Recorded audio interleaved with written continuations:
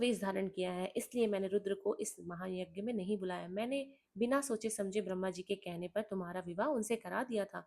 नहीं तो शिव इस योग्य ही नहीं कि उनसे किसी भी प्रकार का कोई संबंध बनाया जाए।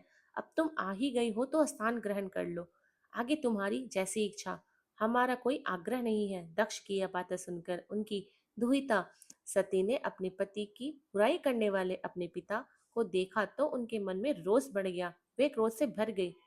तब वे मन में ही विचार करने लगी कि अब मैं शिव जी के सामने कैसे जाऊंगी। यदि किसी तरह उनके पास चली भी गई तो उनके द्वारा यज्ञ का समाचार पूछने पर क्या कहूंगी। यह सब सोचकर वे अपने पिता दक्ष से बोली, जो त्रिलोकीनाथ करुणानिधि महान देव जी की निंदा करता है अथवा सुनता है, वह हमेशा के लिए नरक में जाता है। अर्थात जब तक सूर्य और चंद्रमा का अस्तित्व है उसे नरक भोगना पड़ता है। इस प्रकार देवी सती को वहां आने पर बहुत पश्चाताप हो रहा था। अपने पति भगवान शिव की अवहेलना को वह सहन नहीं कर पा रही थी। तब वे अपने पिता दक्ष सहित अन्य देवताओं से कहने लगी।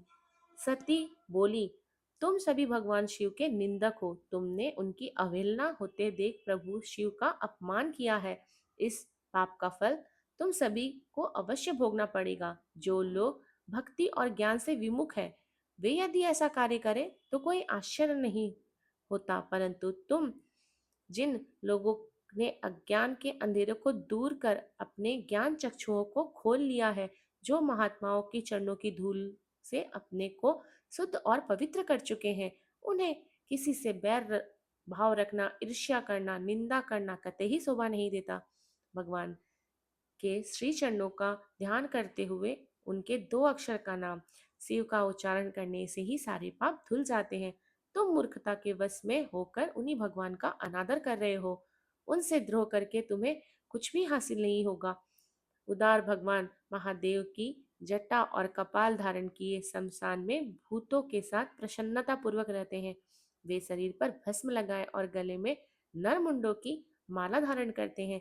फिर भी मनुष्य उनके चरणों की धूल अपने माथे पर लगाते हैं, क्योंकि वे साक्षात परमेश्वर है।